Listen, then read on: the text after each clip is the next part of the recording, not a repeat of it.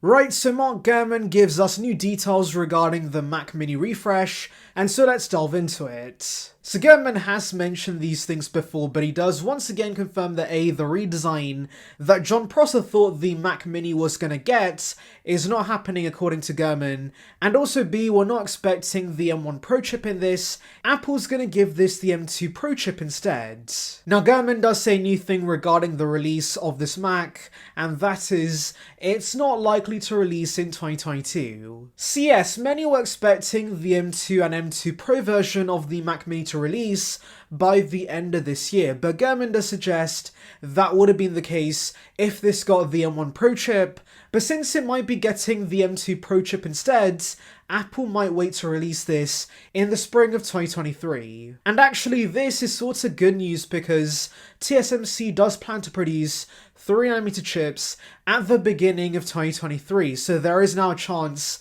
the M2 Pro chip does gain the 3nm process and we see massive performance upgrades. However, I do want to mention there is a chance Apple separately releases the M2 and M2 Pro version of the Mac Mini, so of course we could see the M2 version launch by the end of this year, possibly at an October event, and then of course Apple does wait to release the M2 Pro version alongside possibly the 14-inch and 16-inch MacBook Pros in the spring of 2023. However, I do want to mention that Gurman, as always, is very vague with his details. In fact, he does believe the MacBook Pros are going to release between the fall of 2022 and the spring of 2023, so that is a massive time frame, and so I would not be surprised if Apple does release the M2 Pro / M2 Max at this year's October event. Anyways, in case you're wondering about the code names for these Mac Minis, it's J473 for the M2 version and J474 for the M2 Pro version,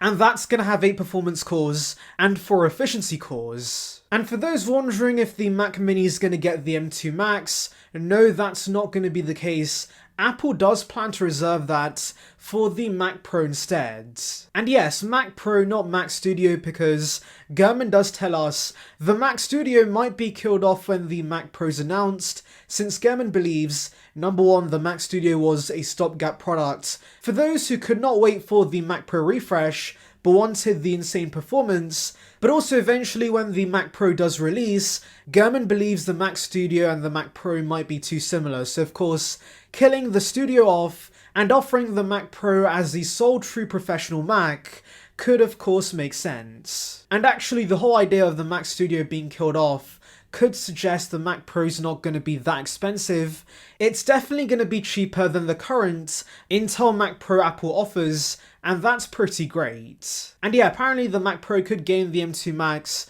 the M2 Ultra, and also maybe an M2 Extreme, so yes, Apple killing off the Mac Studio so soon does kinda make sense. And by the way, I do want to mention that regarding the lack of a redesign with the Mac Mini, this makes sense because the Mac Mini is a pretty low volume product, and so putting the R&D into redesigning this might not be worth it. But also do remember the recently announced Mac Studio does have a design that's very similar to the Mac Mini, so clearly this is going to remain as the main design language for the Mac Mini and the desktop Macs. And yeah, I'm not complaining about that, to be honest. And yes, I'm aware there are Bluetooth and Wi-Fi issues with the existing Mac Mini design, but there has been comments from you guys correcting me on this, saying this can be fixed with a new Bluetooth modem inside. And as you guys correctly pointed out, the Mac Studio using a similar design language does not have any Bluetooth and Wi-Fi issues. So yeah, clearly this is an issue with the modem, not the design, so that's my fault for thinking there was an issue with the design, so my apologies for that. And actually, since there isn't a redesign, Apple can of course release these refreshes via press release, since we are familiar with the design and the M2 chip for the most part. So yeah, I do still think there's a very good chance we could see a 2022 release. Anyways, let's delve into your comments regarding the Mac Mini refresh. So JD's wondering about the fan noise with the M2 and M2 Pro Mac Mini, and I do believe that for most use cases, there might be slightly more fan noise because the M2 does seem to be running hotter than the M1 chip due to the high TDP, so I do think it's fair to say we can expect the same with the M2 Pro chip. But do remember, this is still going to be a lot quieter than the Intel machines, and also of course for those getting the M2 models, I'm sure that for light use, there will still basically be no fan noise. It's just that for more intensive work, where the increased GPU cores could come into play, that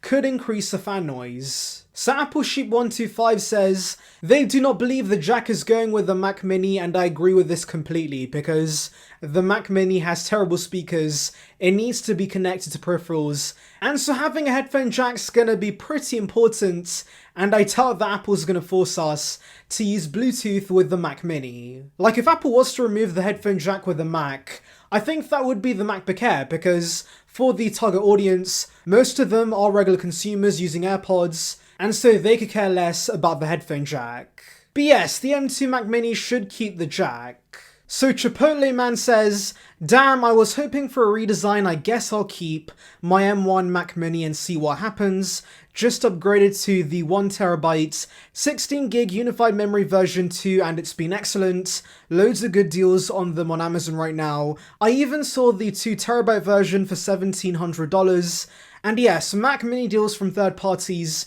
have been excellent. And yeah, to be honest, much like the M2 MacBook Air, I do think the M1 model is going to cannibalize sales of the M2 version because there are just so many good deals out there from third parties that are way below retail price. Since, like I discussed in my MacBook Air videos, the M2 version being $11.99 retail and of course the M1 being way below that at around $849 through retailers, that does make the M2 version hard to justify, especially since the actual upgrades with the M2 chip really are not that major. So yeah, I do think that's going to be the case with this Mac Mini because while I'm sure there will not be any price hikes with the M2 version, I'm also sure there's going to be major discounts on the M1 version, deals that are even better than they are right now, so of course, that's going to be pretty compelling for most consumers. So Run for Peace 2020 gives us quite a long comment, and basically they explain the Mac Mini design does not need to change because,